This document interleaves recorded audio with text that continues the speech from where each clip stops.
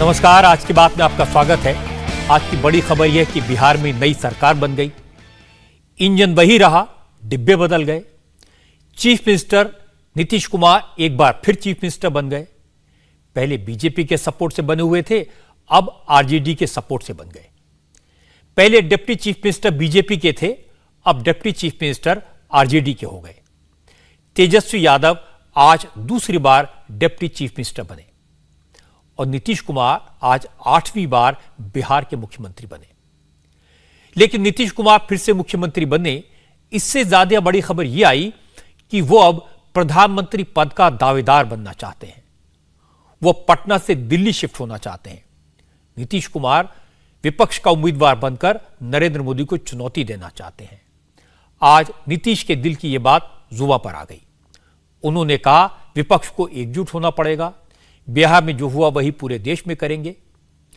आज नीतीश कुमार के सपोर्ट में उनके पार्टी के जो नेता बोले, उन्होंने इस बात से इनकार नहीं किया कि नीतीश कुमार प्रधानमंत्री पद की कुर्सी के लिए दावेदार बनना चाहते हैं। आज यह बात भी सामने आई कि नीतीश कुमार दिल्ली आकर उपराष्ट्रपति बनना चाहते थे, 2024 की तैयारी करना चाहते थे, लेकिन बीजेपी ने वाइस प्रेसिडेंट बनने की उनकी इस मांग को रिजेक्ट कर दिया। जब नीतीश कुमार को यह लगा कि बीजेपी के साथ रहते रहते दिल्ली पहुंचने का सपना पूरा करना संभव नहीं होगा, तो नीतीश ने नया दांव खेला। अब वो विपक्ष के नेता बनकर मोदी को चुनौती देने का प्लान बना रहे हैं। आज नीतीश ने इसी बात की तरफ इशारा किया, इसीलिए 24 घंटे में उन्होंने सारी स्क्रिप्ट बदल दी, सारे सीन बदल दिए। विधानसभा में कई बार तेजस्वी यादव को डांट चुके नीतीश कुमार आज उन्हें गले लगाते नजर आए। जिन लालू यादव और तेजस्वी यादव को उन्होंने भ्रष्ट कहा था, उनके साथ मिलकर सरकार बनाते नजर आए। और कुछ दिन पहले तक नीतीश कुमार को पलटू चाचा कहने वाले तेजस्वी यादव ने भी आज नीतीश कुमार के पैर छूकर आशीर्वाद लिया। नीतीश कुमार जी में यह बदलाव क्यों आया, यह बात उन्होंने खुद बताई। नीतीश कुमार ने कहा कि वो 2024 तक रहेंगे या नहीं, ये तो उन्हें नहीं पता, लेकिन जो 2014 में आए थे वो 2024 में भी रहेंगे, इसकी भी कोई गारंटी नहीं है। और इसके बाद नीतीश ने यह भी कहा अब वो पूरे देश में विपक्ष को मजबूत करेंगे, विरोधी दलों को अब एकजुट होना चाहिए। भाई जो 14 में आए हैं वो भी तो सोचे कि आगे कब तक रहेंगे। पद की दावेदारी रहेगी 24 में। नहीं, मेरी कोई दावेदारी नहीं है, ये सब छोड़ दीजिए।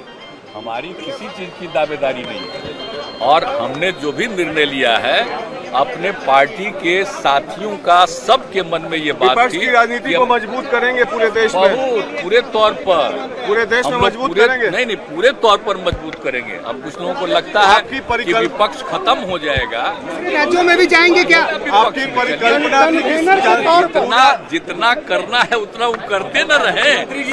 हम उससे क्या, आगे भी जरूर हम चाहेंगे कि सब लोग मिल करके अब पूरा का पूरा मजबूत मुख्यमंत्री जी सुशील मोदी आगे का सब कुछ करें। 14 में मिला, अब 24 है ना, फिर तो इसलिए सब लोग एकजुट हो जाए। 2024 के प्रधानमंत्री पद के उम्मीदवार होंगे आप? नहीं, हम किसी चीज के उम्मीदवार का हम कोई दावेदारी नहीं, आपके कार्यकर्ता लेकिन इतना तो जरूर कर दीजिए ना कि 14 में जो आए 24 तक के आगे रह पाएंगे कि नहीं रह पाएंगे वो अपना समय। पिछले 1.5 महीने से कोई हम बातचीत नहीं कर रहे थे और जो कुछ भी हो रहा था हम अपना काम नहीं करते रहे। हम लोग जो 15 में जो चुनाव में जीते 17 छोड़ दिए थे, लेकिन जो 20 का चुनाव हुआ उसमें जनता दल यूनाइटेड के साथ क्या व्यवहार हुआ, हमारे पार्टी के एमएलए और जो भी चुनाव में पूछ न लीजिए, आपको पता चलेगा। सब लोग बोलते रहे, अल्टीमेटली उसको लगा कि भाई सबकी इच्छा है तो उनकी इच्छा का हम अफसोस है नीतीश जी अब फिर हो गए। और जो पहले एक साथ थे 15 से और फिर वापस सब लोग मिल करके काम कर रहे हैं। 2024 की बात करके नीतीश कुमार ने इशारों में काफी कुछ बताया, लेकिन जो उन्होंने छुपाया वो सुशील मोदी ने बताया। सुशील मोदी ने इस बात को कंफर्म किया कि वो दिल्ली आना चाहते हैं। सुशील मोदी को नीतीश कुमार का दोस्त माना जाता है। नीतीश कुमार की सरकार में सुशील मोदी 10 साल तक डिप्टी चीफ मिनिस्टर रहे हैं। सुशील मोदी ने कहा कि नीतीश कुमार चाहते थे उन्हें दिल्ली बुलाकर उपराष्ट्रपति बना दिया जाए। इसके लिए उनकी पार्टी के नेता बीजेपी के नेताओं से मिले थे। बीजेपी ने यह बात नहीं मानी, इसलिए नीतीश को अब बीजेपी बुरी लगने लगी। सुशील मोदी ने कहा कि जेडीयू को कमजोर करने का इल्जाम तो बहाना है। अगर बीजेपी नीतीश को उपराष्ट्रपति का उम्मीदवार घोषित कर देती तो नीतीश बीजेपी के गुण गा रहे होते। उनकी महत्वाकांक्षा को लेकर बात हो रही है। मित्र, मैं आपको बताना चाहूंगा कि उनके नजदीकी लोगों ने कई बार प्रयास किया कि उनको उपराष्ट्रपति का उम्मीदवार घोषित कर दिया जाए। उनके लोग आए, हमारे नेताओं से मिले और कहा कि नीतीश जी को उपराष्ट्रपति बना दीजिए, बिहार में आप सरकार चलाइएगा आप लोग। लेकिन जब बीजेपी का अपना बहुमत है तो हम किसी दूसरे को क्यों उपराष्ट्रपति बनाते हैं? तो पता नहीं, मुझे शायद यह भी कोई कारण हो सकता है। हालांकि उपराष्ट्रपति पद का चुनाव तो हो चुका, जगदीप धनखड़ उपराष्ट्रपति बन गए, चुनाव जीत गए, इसलिए अब यह बात ज्यादा रेलिवेंट नहीं रही। लेकिन नीतीश की नजर अब भी दिल्ली पर है। नीतीश कुमार प्रधानमंत्री पद के दावेदार के रूप में अपने आप को देख रहे हैं, नरेंद्र मोदी को चैलेंज करना चाहते हैं। इस बात को तेजस्वी यादव ने भी आज कंफर्म किया। तेजस्वी ने कहा, मुख्यमंत्री ने बिल्कुल सही कहा, जो कहा वही होगा। तेजस्वी ने कहा कि जनता सब देख रही है, लोग इस बात को महसूस कर रहे हैं कि मोदी सरकार कैसा काम कर रही है। अब लालू यादव और नीतीश कुमार एक साथ आ गए हैं तो बदलाव होकर रहेगा।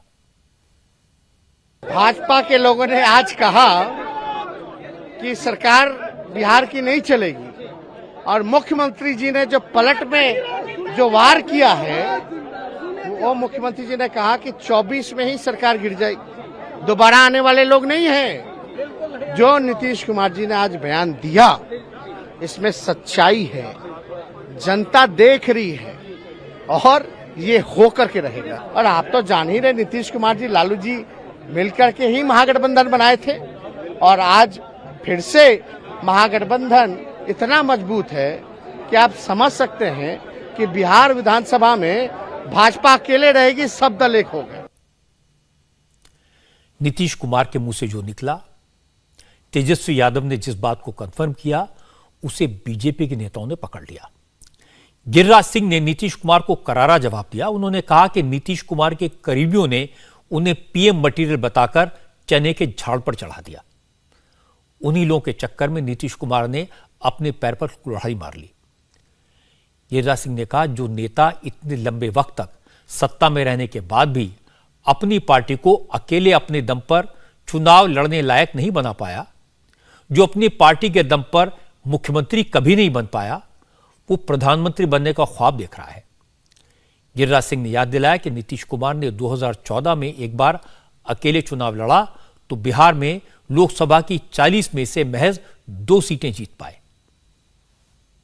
आज चेहरा उनका उजागर हो रहा है, क्योंकि महत्वाकांक्षा जब सर पे नाचता हो, जब महत्वाकांक्षा सर से ऊपर उठ करके बोलने लगे, इनको लोगों ने, इर्द गिर्द के लोगों ने PM material, PM material, PM material, वो कान में गूंजते गूंजते रात को केवल पीएम मटेरियल ही उनको दिखाई देता था। एक गांव की कहावत है, कल मैं कहा था, रोने का मन हुआ तो आंख में गड़ा खुट्टी, कहीं पे निशाएं कहीं पे निगाहें। अगर इधर उधर की बात ना करें अपमान की और आरसीपी की, मेन बात है अब नहीं तो कभी नहीं हम प्रधानमंत्री के उम्मीदवार बने, जिसका देश में जगह खाली नहीं है। हमने देखा उनकी क्षमता को देश ने देखा, राज्य ने देखा कि पहली बार 2014 में मुख्यमंत्री बनने के बाद जब हमसे अलग हुए तो लोकसभा का चुनाव लड़ा। इसीलिए मैं बार बार कहता हूं 2 सीट पर रह गए। आज भी चुनौती दे रहा हूं आपके माध्यम से, अगर नीति और नियत है, नैतिकता है, तो नीतीश कुमार लड़के दिखा दें, औकात पता चल जाएगा पीएम मटेरियल का। अपने अकेले मुख्यमंत्री नहीं बन सकते, अब पीएम मटेरियल हैं। अपन बियाह ने सूरदास की बरतुहारी बिहार में कहावत है। पहले बिहार में तो कभी अकेले चुनाव लड़े नहीं, आज संभावना देख रहे हैं दूसरे राज्य में। पहले एक बार तो साबित कर दें, इतने साल मुख्यमंत्री रहे, एक बार साबित कर दें कि हम अकेले चुनाव लड़ करके कि हमारी ताकत है। लेकिन बात सिर्फ प्रधानमंत्री पद का सपना देखने की नहीं है, बातें कुछ और भी हैं जो बिहार की राजनीति से जुड़ी हैं। और यह बात सही है कि नीतीश कुमार ने जिस तरह से झांसा दिया उससे बीजेपी को चोट तो गहरी लगी है और दर्द भी काफी हो रहा है। बीजेपी के नेताओं के बयानों से यह दर्द झलक भी रहा है।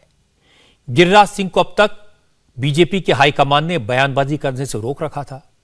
नीतीश कुमार के खिलाफ न बोलने की हिदायत दी हुई थी क्योंकि बीजेपी झगड़ा नहीं चाहती थी।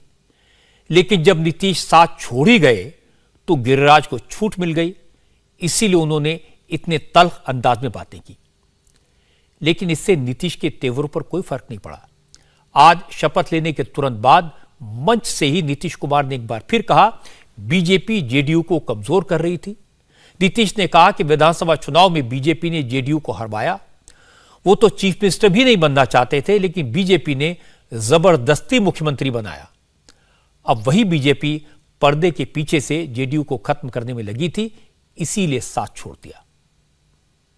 हमारे जितने लोग हैं, पार्टी के जितने लोग हैं, उन सब लोगों से जरा पूछ लीजिए कि क्या सबकी स्थिति हुई है, किससे पूछिएगा। लेकिन फिर भी हम तो चाहते नहीं थे बनना, हम तो उस चुनाव के बाद नहीं बनना चाहते थे मुख्यमंत्री, लेकिन उस पर पूरा चारों तरफ से करके दबाव कि नहीं आप संभालिए, हम कर लिए। लेकिन बाद के दिनों में जो कुछ भी हो रहा था आप देख रहे थे ना। और पिछले 1.5-2 महीने से हम किससे बात कर रहे हैं आप लोगों से, क्या क्या किया गया है। तो जो कुछ भी किया गया है उसको ठीक नहीं लगता था, आप इसीलिए हम कह रहे हैं। तो अंत में हमारे पार्टी के लोगों में बहुत ज्यादा था और उसके बाद उन लोगों ने जब बातचीत किया और सारे इन लोगों से पूरी बातचीत अंदरूनी हो गई और ये बात हुआ, तो कल ही हम लोगों का फैसला हो गया। अब हो गया और देख लीजिए, अब सोच लीजिए, जो वापिस फिर वहीं चले गए। आज जहां पर जब था, तो आप जरा सोचिए ना, हम लोगों का 15 में कितना सीट जीते थे।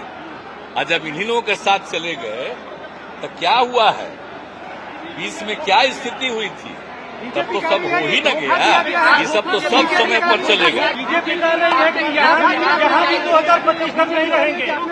अब हम रहेंगे कि नहीं रहेंगे, क्या रहेंगे, उनको जो मन में आता है बोले, लेकिन इतना जान लीजिए कि 2014 में अब नहीं रहेंगे। नीतीश कुमार कह रहे हैं कि बीजेपी के नेता उनकी पार्टी को खत्म करने की साजिश रच रहे थे। आरसीपी सिंह को जरिया बनाया गया।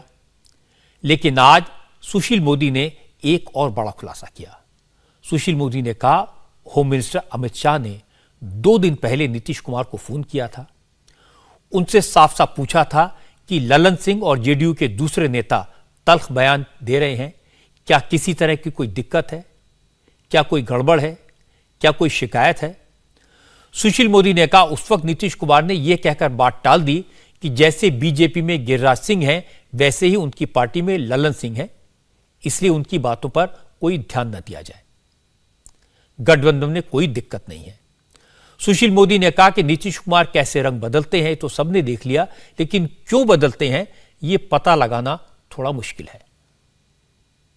देखिए 2 दिन पहले अमित शाह जी ने फोन किया था नीतीश कुमार को और 2 बार धर्मेंद्र प्रधान गए नीतीश जी से मिलने के लिए पिछले 3-4 महीनों के अंदर। कोई दिक्कत हो तो बताइए, कोई शिकायत हो तो बताइए। उन्होंने कभी कोई शिकायत नहीं की, हमेशा कहते रहे नहीं ठीक है, सब चल रहा है, थोड़ा बहुत होता है, चलता रहता है। तब जब अमित शाह जी ने पूछा नीतीश जी से कि ललन जी का बयान देख रहे हैं टीवी पर, तो पता है क्या कहा नीतीश जी ने? कहा कि अरे भाई आपके पार्टी में गिरिराज सिंह, हमारी पार्टी में ललन सिंह है, ये लोग बयान देते रहते हैं, इनके बयानों की चिंता मत कीजिए, परवाह मत कीजिए। फिर ये अमित शाह जी ने ये भी कहा कि आपके बहुत सारे और नेताओं का बयान भी देख रहे हैं टीवी और अखबारों में, तो कहा कह रहे भाई नीचे किस तरह के लोग बोलते रहते हैं, कहीं कोई दिक्कत नहीं है।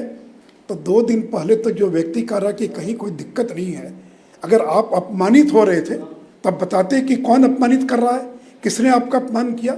अगर कोई आपकी पार्टी को तोड़ रहा था, कोई आकर है कि 2020 के अंदर बीजेपी ने चिराग पासवान को खड़ा कर दिया इसलिए हम चुनाव हार गए, तो आपने ये 19 महीने बाद आपको यह इल्हाम हुआ कि चिराग पासवान के चुनाव हार के गठबंधन तोड़ दें, कि आपको 1 महीने के बाद ये पता नहीं चला कि क्या हुआ चुनाव के अंदर? ये बात सही है कि बीजेपी के नेता आज कुछ भी कहें, कुछ भी दावा करें, लेकिन नीतीश की चाल को वो समझ नहीं पाए। लेकिन जेडीयू के नेताओं ने नीतीश की बात को समझा और लाइन पकड़ ली। उनका फोकस नरेंद्र मोदी पर हमला करना है। नीतीश कुमार जो बात इशारों इशारों में कह रहे थे, वही बात उनकी पार्टी के राष्ट्रीय अध्यक्ष ललन सिंह ने खुलकर कही। ललन सिंह ने कहा, बीजेपी बार बार इस बात का एहसान दिखा रही थी कि नीतीश कुमार उनकी कृपा से मुख्यमंत्री बने, इसीलिए बीजेपी के छोटे छोटे नेता भी नीतीश सरकार पर हमला कर रहे थे। ललन सिंह ने कहा कि यह बीजेपी अब अटल अडवाणी के जमाने वाली बीजेपी नहीं है। यह बीजेपी अब अपने साथी दलों का सम्मान नहीं करती। जब 2020 में हो गया 42 सीट आ गई तो मुख्यमंत्री जी मुख्यमंत्री नहीं बनना चाहते। आपने जबरदस्ती उनको मुख्यमंत्री बनाया और जबरदस्ती मुख्यमंत्री बनवाने के बाद जो छुटभैया नेता लोग जो बयान दे रहे थे कि हम बड़े भाई हैं, हमारी कृपा से आप मुख्यमंत्री बने हुए हैं, अभी बोल रहे हैं कि बड़ा जनमत का अपमान हुआ। और 2015 में जब नीतीश जी जीते थे तो किसके गठबंधन से जीते थे? किस गठबंधन के साथ जीते थे? नीतीश कुमार जी जीते थे महागठबंधन के, और महागठबंधन से जीतने के बाद 2017 में जब एनडीए में शामिल हो गए तो बड़ा जनमत का सम्मान हो रहा था, और आज जनमत का अपमान हो रहा है। बाहर भैया क्या हिसाब है? आप न गठबंधन धर्म का पालन करते हैं, न अटल जी अडवाणी जी ने जिन सिद्धांतों पर, नीतियों पर राष्ट्रीय जनतांत्रिक गठबंधन का निर्माण किया, न उसका पालन करते हैं। जेडीयू के इस सवाल का जवाब भी आया, इस इल्जाम पर भी सफाई आई, और इसका जवाब दिया रविशंकर प्रसाद ने। रविशंकर प्रसाद ने कहा कि अगर मोदी मेहनत न करते तो नीतीश कुमार कभी मुख्यमंत्री न बन पाते।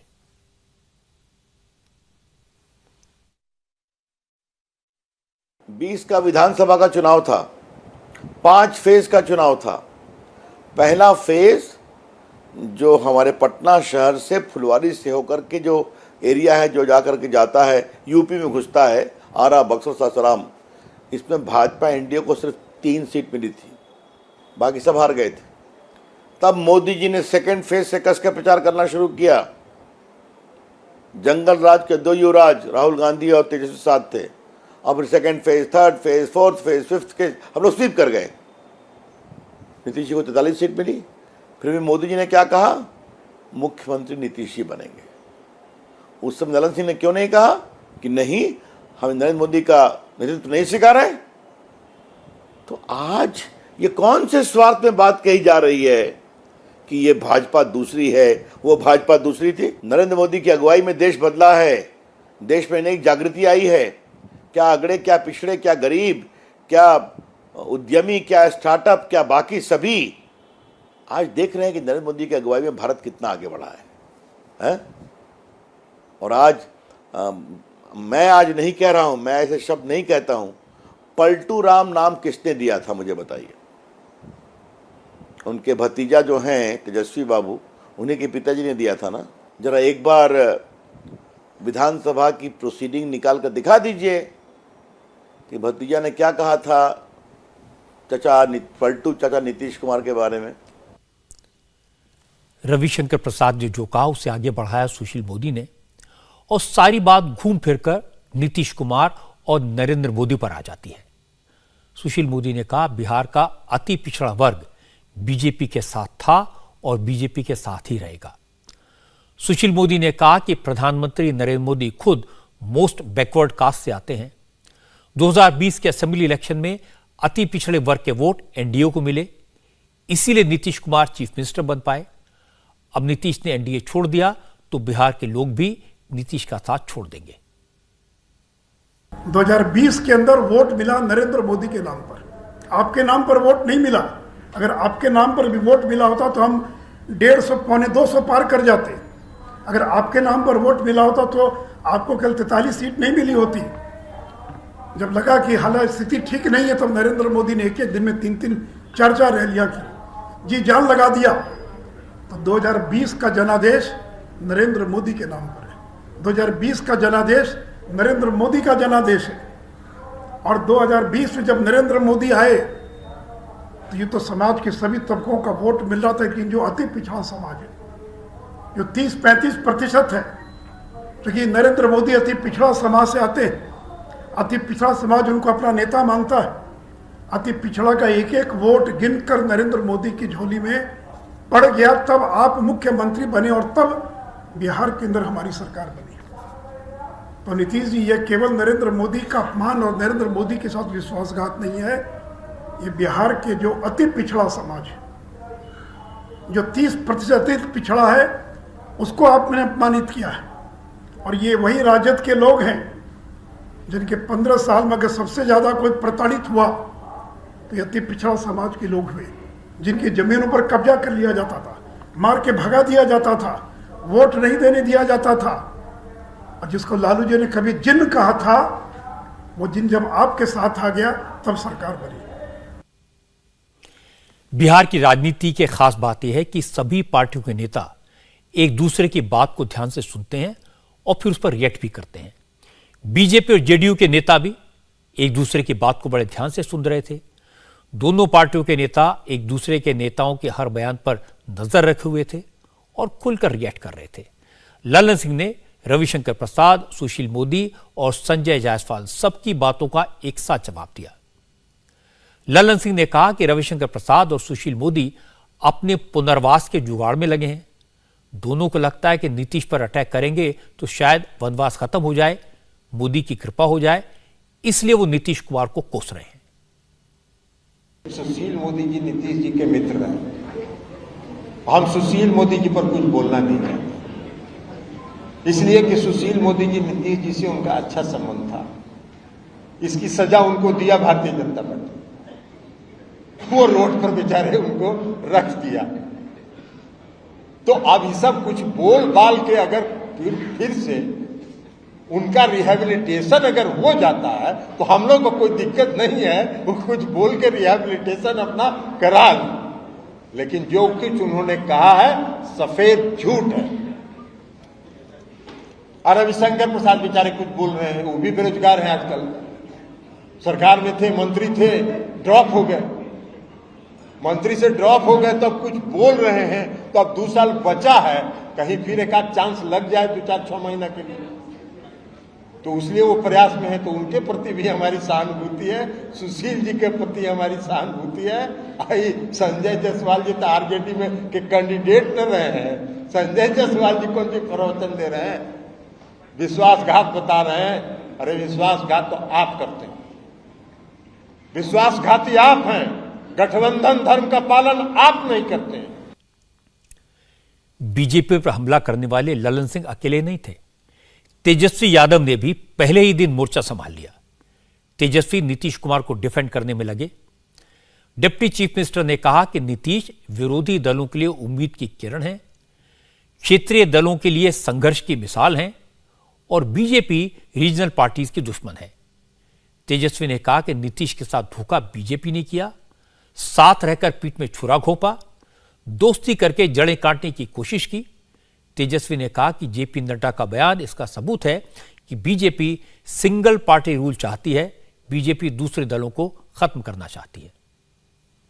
भाजपा कह रही है विश्वासघात की सरकार है, नीतीश कुमार ने विश्वासघात किया, मोदी जी के नाम पर मैंडेट मिला और सरकार आपके सामने। भाजपा के लोग बड़का झूठा पार्टी है। नड्डा जी पटना आए थे, क्या कहे थे कि हर राज्य में भाजपा की सरकार होगी, सभी रीजनल्स पार्टी को समाप्त खत्म कर देंगे। इसका मतलब क्या है? रीजनल्स पार्टी नीतीश कुमार जी, भाजपा ही की सरकार होगी। और अंदर क्या चल रहा था, उन्हीं के पार्टी में भाजपा क्या खेल कर रही थी, वो नहीं दिखता है। हम लोग समाजवादी लोग हैं और हमारे पुरखों का विरासत कोई और थोड़ी ना ले जाएगा।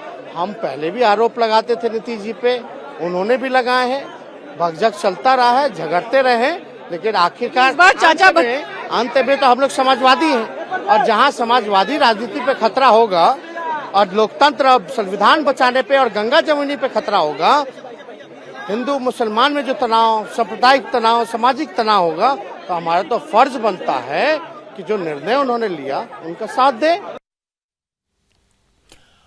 अब बिहार की राजनीति को करीब से स्टडी करने वाले कहते हैं कि अजीब बात है कि नीतीश कुमार के नाम पर चुनाव लड़ने से जेडीयू को 43 सीटें मिली, ये दावा जेडीयू ने किया, और नीतीश के नाम पर बीजेपी को 77 सीटें मिल गई।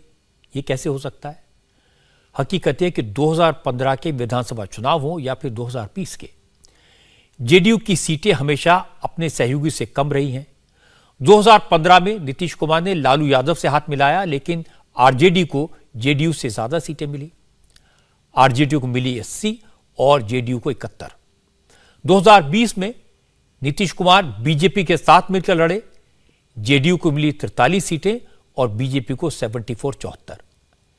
फिर भी दोनों बार मुख्यमंत्री नीतीश कुमार बने और दोनों बार नीतीश कुमार ने पलटी मार दी। लेकिन इस बार बीजेपी नीतीश कुमार को हल्के में छोड़ने के मूड में नहीं है। जिस वक्त पटना में नीतीश शपथ ले रहे थे, उसी वक्त पटना में बीजेपी के तमाम नेता नित्यानंद राय, अश्विनी चौबे, गिरिराज सिंह समेत बड़े बड़े नेता धरने पर बैठे थे। जेडीयू के नेता आज के दिन को क्रांति दिवस कह रहे हैं, लेकिन बीजेपी के नेताओं ने आज के दिन को विश्वासघात दिवस बताया। कई जगह धरने प्रदर्शन हुए। अश्विनी कुमार ने कहा कि लालू ने नीतीश कुमार को सांप बताया था, अब ये सांप उन्हीं के घर में घुस गया है। कल मैं हवाई जहाज पर आ रहा था, आप साथ में थे। क्या बोल रही थी वो दो महिला?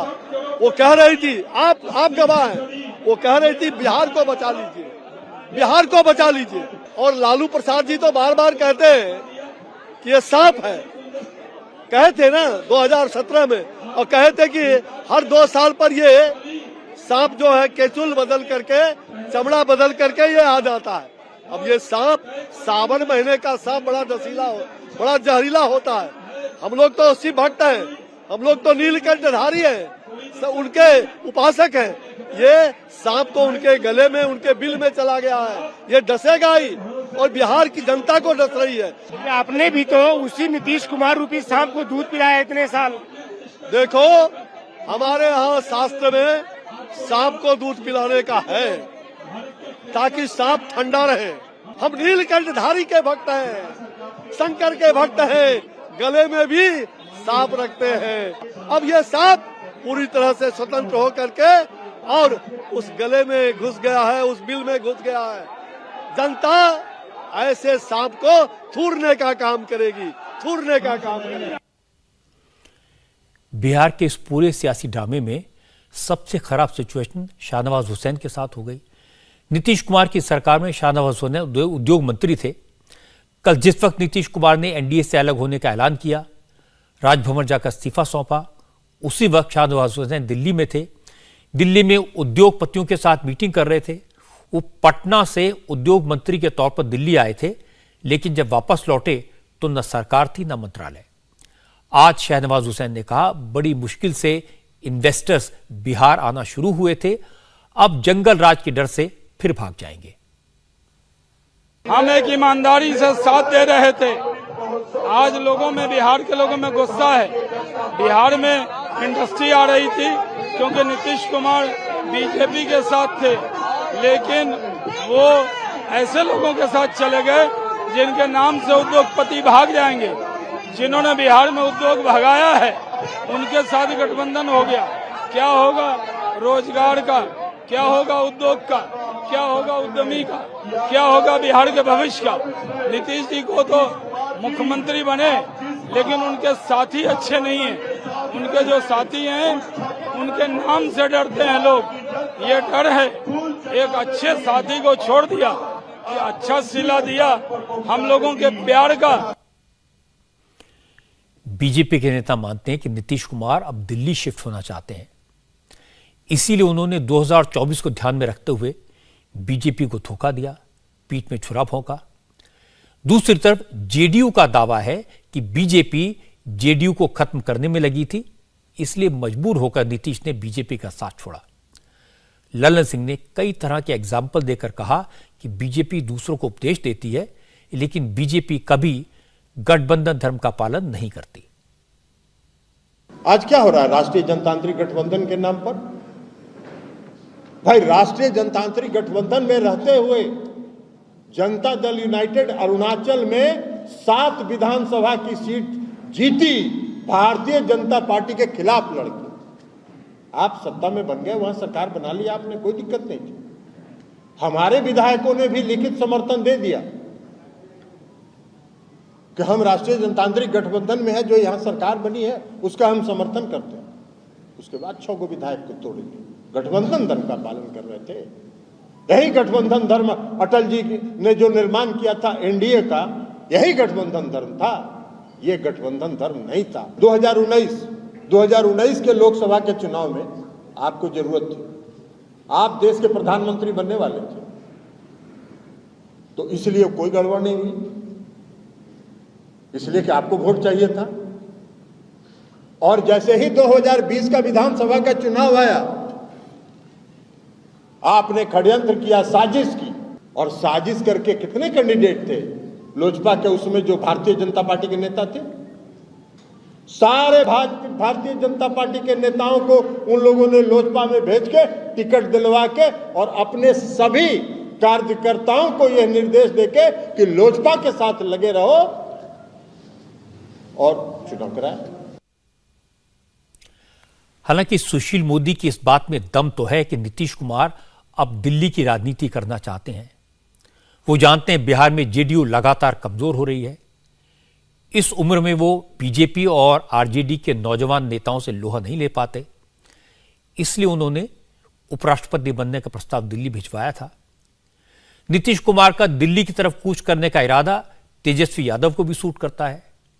तेजस्वी का मुख्यमंत्री बनने का सपना ऐसे ही पूरा हो सकता है, इसलिए उन्होंने पलटू चाचा के ऑफर को लपक लिया। लेकिन इंटरेस्टिंग बात यह है कि इस पूरे खेल में बीजेपी के नेता पूरी तरह से गच्चा खा गए। नीतीश कुमार ने अपने इरादों की भनक तक नहीं लगने दी। सुशील मोदी बता रहे थे कि अमित शाह ने जब फोन करके नीतीश कुमार से पूछा कि ललन सिंह ये सब क्यों कह रहे हैं, तो नीतीश कुमार ने कह दिया कि हमारे ललन सिंह आपके गिरिराज जैसे हैं, चिंता मत कीजिए। नीतीश कुमार ने अमित शाह को धोखे में रखा, अलायंस तोड़ दिया। लेकिन बीजेपी धोखा खाने के बाद आज जरा संभली हुई दिखाई दी, ज्यादा परेशान नहीं थी। उन्हें लगता है कि जो नेता अकेले अपने दम पर कभी बिहार में सरकार बना नहीं पाया, जब अकेले लड़ा तो बिहार की लोकसभा की 40 में से सिर्फ 2 सीटें जीत पाया, वो दिल्ली का दावेदार कैसे बनेगा और उसकी दावेदारी को कौन मानेगा। वैसे नीतीश कुमार के दांव से वो सारे लोग खुश हैं जो नरेंद्र मोदी को हराना चाहते हैं। बिहार में बीजेपी सरकार गई, उससे एंटी मोदी मोर्चे में काफी खुशी है। बिहार में सरकार बदलने पर तृणमूल कांग्रेस, एनसीपी, शिवसेना, तेलंगाना राष्ट्र समिति, आम आदमी पार्टी जैसी तमाम पार्टियों के रिएक्शन आए। सभी पार्टियों ने बिहार के बहाने मोदी पर अटैक किया। शुरुआत की शरद पवार ने कहा कि बीजेपी की चाल को समझकर वक्त रहते नीतीश कुमार ने जो फैसला किया उसकी तारीफ की जानी चाहिए। शरद पवार ने कहा कि बीजेपी ने इससे पहले भी अकाली दल और शिवसेना जैसे अपने सहयोगियों को कमजोर किया, साथी दलों को कमजोर किया, लेकिन नीतीश कुमार ने जैसे को तैसा जवाब दे दिया। भाजपा के राष्ट्रीय अध्यक्ष जेपी नड्डा ने अपने भाषण में कहा था कि स्थानीय पार्टियां हैं उसमें एक भी नहीं बचेगी, सिर्फ हमारी पार्टी ही बचेगी।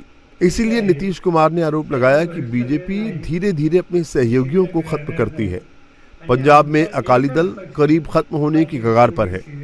महाराष्ट्र में भी एकनाथ शिंदे की मदद से शिवसेना को तोड़ा। बिहार में भी ऐसा करने की कोशिश हो रही थी, लेकिन नीतीश कुमार वक्त पर सावधान हो गए और बीजेपी से अलग होकर नई सरकार बना ली। ये नीतीश कुमार का समझदारी भरा कदम है। शरद पवार की टीस इस बात की है कि उद्धव ठाकरे की शिवसेना को बीजेपी ने तोड़ दिया, महाराष्ट्र में सरकार पलट दी और इस बात की उन्हें कानों कान खबर नहीं लगी थी।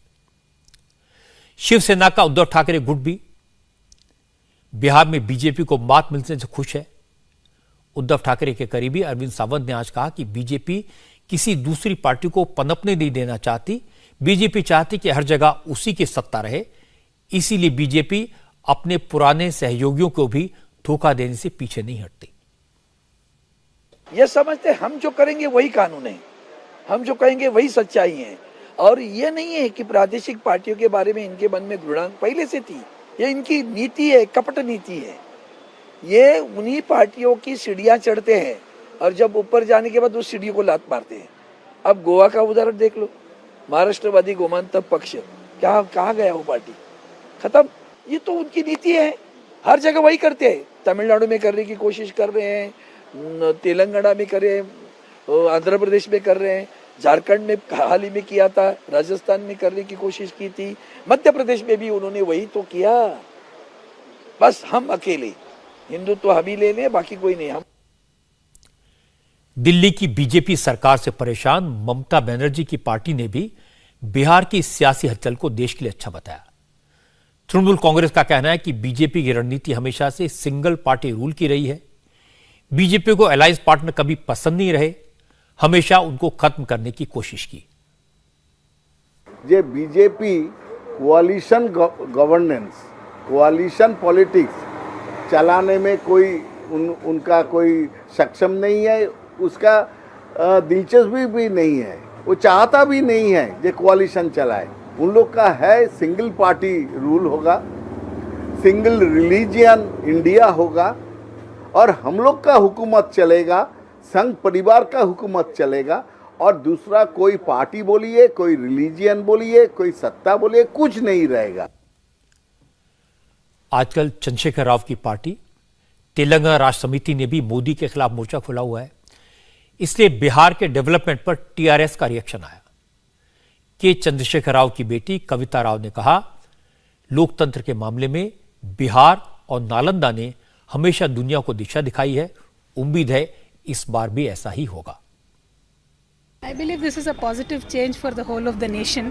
मेरा मानना है कि ये पूरे देश के लिए एक शुभ संकेत है। पिछले दरवाजे की राजनीति से सत्ता में आने की बीजेपी की सियासत का नीतीश कुमार ने अच्छी तरह से मुकाबला किया है। मैं नीतीश कुमार की तारीफ करना चाहती हूँ। साथ ही जिस तरह महागठबंधन की पार्टियां उनके साथ खड़ी रही, उनकी भी सराहना की जानी चाहिए। पिछले दरवाजे से राजनीति की सत्ता पर कब्जा करने की सियासत हमेशा के लिए बंद होनी चाहिए। बिहार और नालंदा ने हमेशा दुनिया को रास्ता दिखाया है। उम्मीद है हर जगह ऐसा ही होगा। I hope it repeats everywhere else also. आम आदमी पार्टी भी बीजेपी का विकल्प बनने की कोशिश कर रही है। अरविंद केजरीवाल गुजरात में जोर लगा रहे हैं। आज भी वो गुजरात में थे। बिहार में पॉलिटिकल डेवलपमेंट पर केजरीवाल ने कहा, बीजेपी अहंकारी हो गई है। अहंकार तो रावण का भी नहीं रहा। जब केजरीवाल से ये पूछा गया, अगर नीतीश कुमार विपक्ष की तरफ से प्रधानमंत्री पद के दावेदार बनते हैं तो क्या वो उनको सपोर्ट करेंगे? इस पर केजरीवाल ने कहा, लोकसभा चुनाव में अभी वक्त है, तब की तब देखी जाएगी। बिहार में जो घटनाएं घट रही हैं वो ये दिखाता है कि भारतीय जनता पार्टी बहुत अहंकारी होती जा रही है और उसके अहंकार की वजह से जनता भी उससे दुखी होती जा रही है देश भर में, और दूसरी उसकी सहयोगी पार्टियां वो भी उनका साथ छोड़ती जा रही हैं। शिवसेना ने उनका साथ छोड़ दिया, अकाली दल ने उनका साथ छोड़ दिया, जेडीयू ने उनका साथ छोड़ दिया। अहंकार तो रावण का भी नहीं चला था। अहंकार आ जाता है तो फिर आपका पतन शुरू हो जाता है। बिहार यही दिखा रहा है कि ये सही नहीं है उनका। अभी तो ऐसा कुछ है नहीं, ना तो वो प्रधानमंत्री के उम्मीदवार हैं, ना कोई ममता जी हैं, ना मैं हूं। जब 24 आएगा तो 24 का देखेंगे, अभी तो 1.5-2 साल है। जितनी पार्टियों ने आज बिहार में हुए बदलाव को देश में बदलाव की शुरुआत बताया, बीजेपी की उल्टी गिनती की शुरुआत बताया, वो सभी पार्टियां पूरी ताकत से नरेंद्र मोदी का विरोध करती रही हैं। शरद पवार, ममता बनर्जी, उद्धव ठाकरे, चंद्रशेखर राव, अरविंद केजरीवाल, ये सारे के सारे नेता मोदी से परेशान हैं और मोदी के खिलाफ बोलने का कोई मौका नहीं छोड़ते। क्योंकि नीतीश ने बीजेपी को झटका दिया और बहुत दिन बाद कोई मोदी को झटका दे पाया, इसलिए आज सब नीतीश की तारीफ कर रहे हैं। नीतीश को देश को दिशा दिखाने वाला बता रहे हैं। नीतीश भी विरोधी दलों की एकता की बात करने लगे हैं। लेकिन जैसे ही यह सवाल पूछा जाता है कि क्या ये बड़े बड़े नेता नीतीश को नेता मानने को तैयार हो जाएंगे, क्या ये बड़े बड़े नेता नीतीश को प्रधानमंत्री के पद का दावेदार पेश करने के लिए तैयार हो जाएंगे? जैसे इस सवाल का जवाब मांगा जाता है तो विपक्षी एकता टूटती बिखरती दिखाई देती है, और ये एक सच्चाई है। बिहार में तो सरकार बदल गई, बीजेपी सत्ता से बाहर हो गई, लेकिन अब कांग्रेस दावा कर रही है कि लीडरशिप में बदलाव कर्नाटक में भी होगा। यहां सरकार बीजेपी की है, चीफ मिनिस्टर बीजेपी का है, लेकिन बता कांग्रेस रही है कि बीजेपी अपना चीफ मिनिस्टर बदलने वाली है। बसवराज बोम्मई की कुर्सी जाने वाली है। सोशल मीडिया पर कांग्रेस के नेताओं ने तमाम तरह के दावे किए। हालत यह हो गई कि बीजेपी को सफाई देनी पड़ी। पूर्व मुख्यमंत्री येदियुरप्पा से लेकर कर्नाटक बीजेपी के अध्यक्ष नलिन कुमार कटील तक बहुत सारे नेताओं ने इस खबर को गलत बताया। बसवराज बोम्मई को हटाने की खबर कैसे फैली, इसकी हकीकत क्या है, ये मैं आपको बताता हूं। असल में कांग्रेस के नेताओं ने बीजेपी के एक लोकल लीडर के बयान को पकड़कर छोटी सी बात को फसाना बना दिया। बीजेपी के पूर्व विधायक सुरेश गौड़ा ने 3 दिन पहले कहा था कि हो सकता है कि कर्नाटक में लीडरशिप में बदलाव हो। हालांकि सुरेश गौड़ा ने चीफ मिनिस्टर बसवराज बोम्मई की तारीफ भी की थी, लेकिन साथ साथ यह भी कह दिया जो भी बदलाव होगा वो 15 अगस्त से पहले हो जाएगा। इसी बयान को कांग्रेस ने सोशल मीडिया पर सर्कुलेट कर दिया, वायरल कर दिया, और यह बात फैला दी कि बसवराज बोम्मई अब जाने वाले हैं। तो सबसे पहले आपको सुरेश गौड़ा का वो बयान सुनवा देता हूं जहां से पूरा मामला उठा। बीजेपी ने चुनाव के 6 महीने पहले भी सीएम बदला है, 8 महीने पहले भी सीएम बदला है, और 10 महीने पहले तक सीएम बदला है। ये फैसला केंद्रीय नेतृत्व करता है, हमारे कहने से कुछ नहीं होता। अगर कुछ भी हुआ तो 15 अगस्त से पहले हो जाएगा, ऐसा मुझे लगता है। जो भी फैसला होगा अगला चुनाव जीतने के मकसद से ही होगा। अगले साल विधानसभा चुनाव जीतना है और 2024 के लोकसभा चुनाव में मोदी जी को एक बार फिर पीएम बनाना है। इसके मद्देनजर पार्टी का शीर्ष नेतृत्व जो फैसला लेगा हमें वो मंजूर होगा। सुरेश गौड़ा का यह बयान कर्नाटक में कांग्रेस के नेताओं को बहुत पसंद आया। उन्होंने तमाम तरह के दावे करने शुरू कर दिए। आज कर्नाटक कांग्रेस के बड़े नेता बीके हरिप्रसाद ने कहा कि बीजेपी चुनाव जीतने के लिए कुछ भी कर सकती है। बसवराज बोम्मई पार्टी हाईकमान की उम्मीदों पर खरे नहीं उतरे, इसलिए उनका जाना भी तय है। बीके हरिप्रसाद ने दावा किया कि अमित शाह जब बेंगलुरु आए थे उसी वक्त इस बात के सिग्नल मिल गए थे कि कर्नाटक में मुख्यमंत्री को बदला जाएगा। भारतीय जनता पार्टी सत्ता में आने के बाद एक नया सिलसिला जारी हुआ है। उत्तरांचल में 3 मुख्यमंत्री को बदल दिया था, 4था मुख्यमंत्री का नेतृत्व में चुनाव लड़ा। ये भारतीय जनता पार्टी का नया फैशन है, क्योंकि एक मुख्यमंत्री बनाने के लिए बसवराज यत्नाल ने कहा था 2,500 करोड़ का ज़रूरी है बीजेपी में।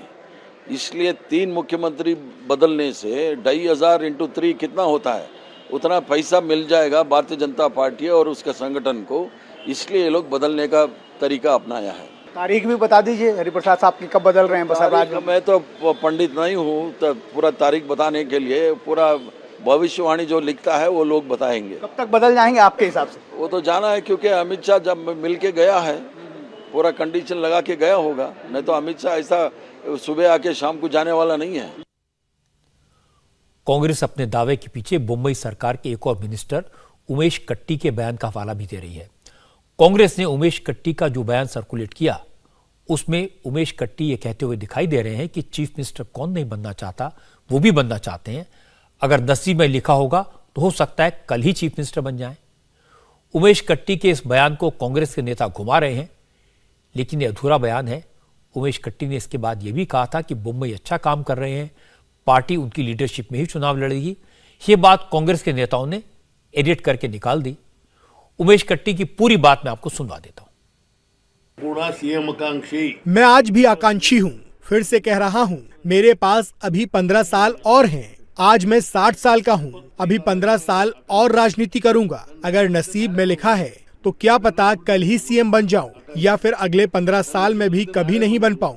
बोम्मई को हटाकर मुझे सीएम बनाया जाए, ये मैं नहीं कह रहा हूँ। बोम्मई बहुत बढ़िया काम कर रहे हैं और पार्टी उनके नेतृत्व में अगला चुनाव लड़ेगी, ये निश्चित है। कर्नाटक में बसवराज बोम्मई को सीएम बने अभी 1 साल ही हुआ है। येदियुरप्पा को हटाकर मुंबई को मुख्यमंत्री बनाया गया था और चीफ मिनिस्टर बदलने की अफवाह के पीछे यह भी कहा जा रहा है कि येदियुरप्पा ही उनको हटाना चाहते हैं। जब बात बढ़ गई तो येदियुरप्पा भी सामने आए, उन्होंने पोजीशन क्लियर की। येदियुरप्पा ने कहा कि मुख्यमंत्री बदलने का कोई सवाल ही नहीं है, कांग्रेस जो अफवाह उड़ा रही है उसमें कोई सच्चाई नहीं है। एक अफवाह फैली है कि मुख्यमंत्री को लेकर कोई बदलाव होने वाला है, इसका कोई सवाल ही नहीं उठता। बसवराज बोम्मई अगले 8 महीने तक मुख्यमंत्री रहेंगे।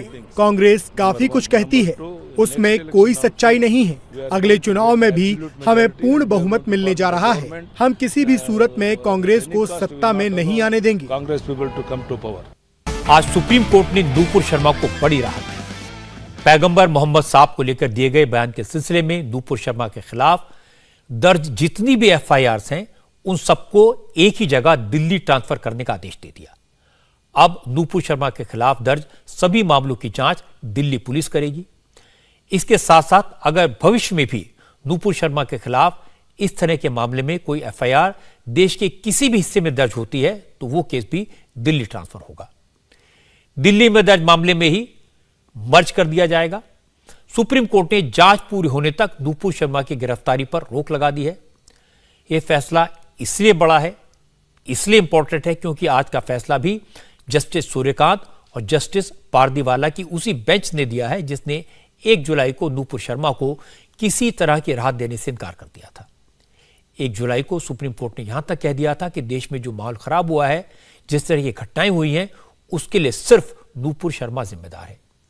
लेकिन आज उसी बेंच ने कहा कोर्ट को इस बात की जानकारी है कि नूपुर शर्मा की जान को खतरा है, इसलिए नूपुर शर्मा के खिलाफ दर्ज सभी एफआईआर को क्लब करके दिल्ली ट्रांसफर किया जाए।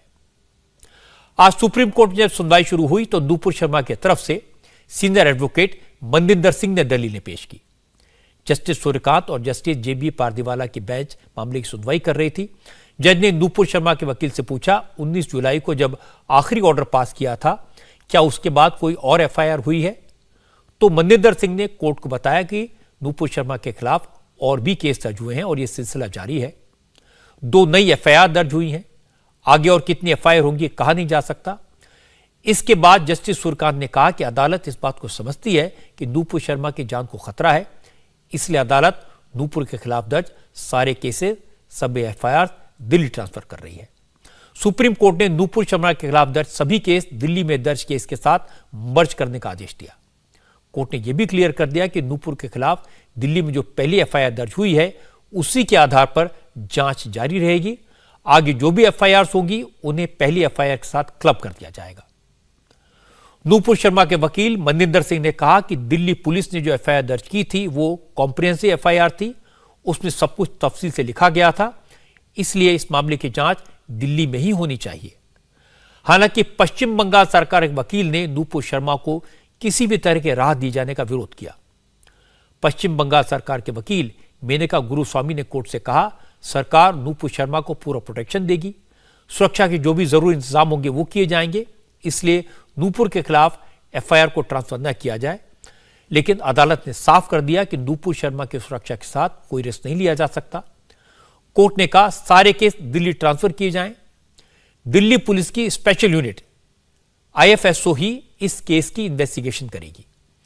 अगर दिल्ली पुलिस को लगेगा जांच में किसी और राज्य की पुलिस की जरूरत है तो उसकी मदद ले सकती है, लेकिन मामले का इन्वेस्टिगेशन दिल्ली में ही होगा। कोर्ट ने आज एक बात साफ साफ कही कि जब तक इस मामले की जांच पूरी नहीं होती तब तक नूपुर शर्मा को गिरफ्तार नहीं किया जा सकता। अगर कोई नई एफआईआर फाइल होती है तो वो भी दिल्ली पुलिस को ट्रांसफर हो जाएगी। नूपुर शर्मा के वकील मनविंदर सिंह ने कहा इस तरह के मामलों में पहले भी ऐसे ऑर्डर दिए हैं, उसी के आधार पर यह आदेश दिया गया। सुप्रीम कोर्ट ने जिस प्रकार से बाकी इसी तरह के केसेस में ऑर्डर्स पास किए हैं जहां इंसिडेंट एलिगेशन एक है, एफआईआर एक से ज़्यादा है, अलग अलग जगहों पे दर्ज हैं, उन सबको दिल्ली में ट्रांसफ़र कर दिया है। इन्वेस्टिगेशन जो है वो आईएफएसओ जो यूनिट है दिल्ली पुलिस का जो एक स्पेशलाइज्ड यूनिट है वो उसकी इन्वेस्टिगेशन तहकीकात करेगा और जो सिमिलर इंटरिम ऑर्डर बाकी पिटिशनर्स को मिले हैं अलग अलग तरह के केसों में, और जो यहाँ भी 19 जुलाई के ऑर्डर में पास किए गए थे, उन सब ऑर्डर्स को इस पिटिशन के लिए भी एक्सटेंड कर दिया गया है। आज सुप्रीम कोर्ट में पश्चिम बंगाल सरकार की वकील ने अपनी दलील दी। नूपुर शर्मा के खिलाफ एफआईआर को ट्रांसफर करने का विरोध किया। ममता बनर्जी की सरकार के रुख पर बीजेपी ने सवाल उठाए। बंगाल विधानसभा में विरोधी दल के नेता शुभेंदु अधिकारी ने कहा, ममता की सरकार हिंदू विरोधी है, इसलिए वो कोर्ट में इस मामले को चैलेंज कर रही है।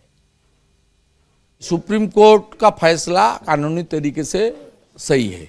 दिल्ली की रेसिडेंस है, लेडी है, सेम एलिगेशन में, सेम सेक्शन में पूरा देश में इतना एफआईआर हुआ, इसमें एलिगेशन सेम है, सेक्शन सेम है, एक ही एफआईआर के अंदर इन्वेस्टिगेशन का, कोर्ट मॉनिटरिंग इन्वेस्टिगेशन का जो दिया है ऑर्डर, एक लीगली ठीक है। ये पश्चिम बंगाल की सरकार एंटी हिंदू है, हिंदू देव देवी को सम्मान नहीं करते हैं, इसलिए ये लोग नूपुर शर्मा जी का इशू में बीजेपी को नहीं सुप्रीम कोर्ट को चैलेंज कर रहा है।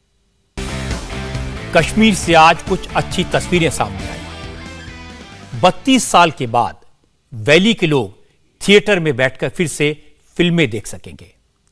कश्मीर में पहला मल्टीप्लेक्स बनकर तैयार है। यह मल्टीप्लेक्स सितंबर से शुरू हो जाएगा। बहुत जल्द कश्मीर घाटी को अपना पहला मल्टीप्लेक्स मिलने जा रहा है। जिस कश्मीर में लोगों ने आखिरी बार 90s में थिएटर में फिल्में देखी थी, उस कश्मीर में अब एक बार फिर बड़े पर्दे पर फिल्में देखना मुमकिन होगा, और वो भी बड़े कंफर्टेबल तरीके से। श्रीनगर में इस मल्टीप्लेक्स का काम फुल स्विंग में चल रहा है। इस मल्टीप्लेक्स में 3 स्क्रीन होंगी, जिनमें 540 लोगों के बैठने की कैपेसिटी है। यहां थिएटर के अलावा गेमिंग और खाने पीने की फैसिलिटीज भी होंगी। मल्टीप्लेक्स की डिजाइनिंग में कश्मीरी आर्ट को शामिल किया गया है। मल्टीप्लेक्स की लॉबी में कश्मीर में मिलने वाली स्पेशल लकड़ी खत्म बंद का इस्तेमाल किया जा रहा है, जिससे लोकल टच दिया जा सके। माना जा रहा है कि अगले महीने यानी सितंबर में यह मल्टीप्लेक्स चालू हो जाएगा। इस मल्टीप्लेक्स को शुरू करने वाले एक कश्मीरी पंडित हैं। उनका कहना है कि कश्मीर में काफी कुछ बदल रहा है, इसलिए यहां के लोगों को वो सब सुविधाएं मिलनी चाहिए जो देश के दूसरे हिस्से के लोगों को हासिल है। ये जो चीज अभी तक लोगों को मिली नहीं है, जो चीज अभी तक लोगों से दूर रही है, जो हमारे बच्चे यहाँ से जम्मू या दिल्ली जाते हैं पिक्चरें देखने के लिए, वो आज हमको होलसम एंटरटेनमेंट जिसको बोलते हैं, आज हम कश्मीर की वादी में लेके आए हैं। इससे बड़ी चीज खुशी की हमारे लिए नहीं हो सकती। यहाँ पे तकरीबन 520 सीटें होंगी, 3 हॉल होंगे, 2 हॉल हम अभी सितंबर के महीने में शुरू कर रहे हैं। एंटरटेनमेंट के हिसाब से, फैसिलिटीज के हिसाब से, जो फैसिलिटीज आपको कहीं वर्ल्ड में कहीं पे भी मिलती हैं, वो यहाँ उससे भी बेहतर फैसिलिटीज आपको यहाँ पे मिलेंगी। जो भी डॉल्बी साउंड है, जो भी आपके स्क्रीन्स हैं, जो भी आपके प्रोजेक्टर्स हैं लेटेस्ट, वो सब हम यहाँ पे लगा रहे हैं। एंड मुझे लगता है कि इंडिया में कुछ कम ही इतने अच्छे सिनेमा हॉल्स, मल्टीप्लेक्सेस होंगे सर। 30 साल बीत गए, लेकिन श्रीनगर में लोगों ने थिएटर में फिल्म नहीं देखी, और अब उन्हें पहली बार एक वर्ल्ड क्लास थिएटर में फिल्म देखने का मौका मिलेगा। कश्मीर में जो लोग हैं, वैली के बाशिंदे हैं, वो इस बात को सुनकर बहुत खुश हैं। बहुत अच्छी पहल है, ये गवर्नमेंट की बहुत अच्छी पहल है। यहाँ का यूथ भी यही चाहता है कि हम भी जो है यहाँ से थोड़ा हटकर, कश्मीर से हटकर, जैसे कि बाहर सिनेमा का एक अच्छा खासा सिनेमा का एक ये चल रहा है वहाँ पे, तो हमारे यहाँ पे भी सिनेमाज वगैरह होने चाहिए, क्योंकि यहाँ पे बहुत ही उभरते हुए फिल्म मेकर्स हैं जो अच्छी फिल्में बनाते हैं। अगर 32 साल पहले ये चीज़ हमारे साथ चली होती तो हमारा कुछ आज विजन अलग होता, हमारी सोच डिफरेंट होती। हर चीज़ सिनेमा का एक सोसाइटी पे बहुत अच्छा इम्पैक्ट होता है। यहाँ पे काफ़ी टाइम से सिनेमाघर जो है बंद पड़े थे किसी हालात की वजह से, लेकिन अगर एक मल्टीप्लेक्स पहली बार मैं सुन रहा हूँ कि यहाँ पे स्टार्ट होने जा रहा है। तवज्जो इस चीज़ पे देनी चाहिए कि जो कुछ ऐसी मूवीज़ इसमें दिखाए जो बच्चों के लिए हो, उनके लिए उनको काफ़ी ज़्यादा स्ट्रेस है पढ़ाई को लेके, तो थोड़ा एंटरटेनमेंट हो जाएगा उनके लिए और स्ट्रेस कम हो जाएगा। इस मल्टीप्लेक्स की खास बात यह है कि इसे एक कश्मीरी पंडित परिवार ने बनाया है। विजयधर मेरे बड़े पुराने दोस्त हैं, कश्मीर के पुराने बाशिंदे हैं। पिछले 30 साल में उन्होंने कश्मीर वैली में हेवी इन्वेस्टमेंट किया है और इसके लिए उनकी जितनी तारीफ की जाए वो कम है। आर्टिकल 370 हटने के बाद कश्मीर वैली में कई चीजें बदली हैं, बेहतर हुई हैं और उम्मीद है कि विजयधर ने जो स्टेप लिया है उससे बाकी लोग भी वैली में इन्वेस्टमेंट करने के लिए उत्साहित होंगे।